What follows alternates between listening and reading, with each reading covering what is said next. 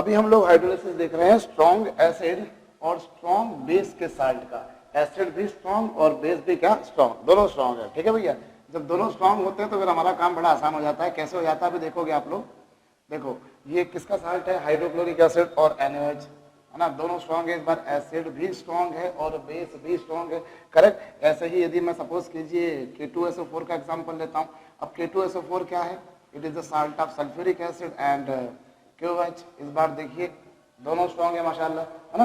और ऐसे ही यदि हम एग्जांपल के तौर पे ले सपोज कीजिए कैल्शियम नाइट्रेट, तो कैल्शियम नाइट्रेट किसका साल्ट है, it is the salt of nitric acid which is of course a strong acid and calcium hydroxide which is a strong base.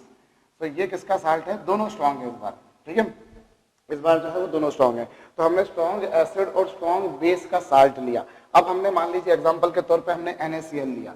अब NaCl को जब मैं पानी में घोलूंगा तो NaCl को जब मैंने वाटर में डिसॉल्व किया तो वाटर में डिसॉल्व करने पर वो किसमें डिसोसिएट होगा, it will be dissociated into sodium ion and chloride ion.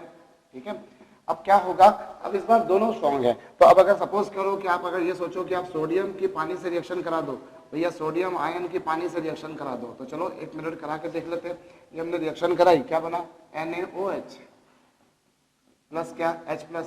अब वाटर से रिएक्शन तो हुई, पर चूंकि ये क्या था, स्ट्रॉन्ग बेस था, और स्ट्रॉन्ग बेस होने के कारण क्या होगा, ये वापस से टूट जाएगा, है ना भाई। यहाँ पर ये रिएक्शन हुई, ये बना, लेकिन ये कौन सा बेस है, स्ट्रॉन्ग बेस है। तो स्ट्रॉन्ग बेस होने के कारण ये वापस से टूट जाएगा, टूट गया।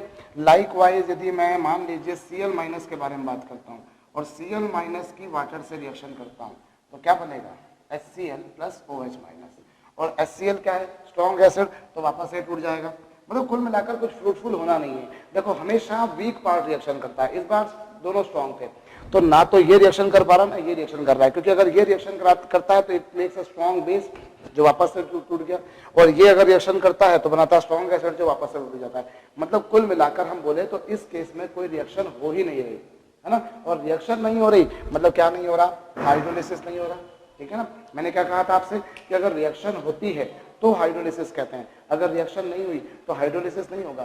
सो this is an example which we can say कि ये हाइड्रोलिसिस नहीं है। और जब हाइड्रोलिसिस नहीं है तो मतलब क्या होगा, वाटर क्या था, न्यूट्रल था। अब आपने उसमें कुछ मिला भी दिया तो उसने वाटर से कोई रिएक्शन तो करी नहीं, मतलब वाटर की न्यूट्रलिटी जो थी वो तो मेंटेन रहेगी। सो हम कह सकते हैं कि इस केस में जो सॉल्यूशन आएगा वो कैसा होगा, इस केस में जो सॉल्यूशन आएगा इट विल बी न्यूट्रल, वो उदासीन विलेन होगा। ओके, और सॉल्यूशन अगर न्यूट्रल है तो उस केस में उसका pH या POH जो है वो कितना रहेगा, 7।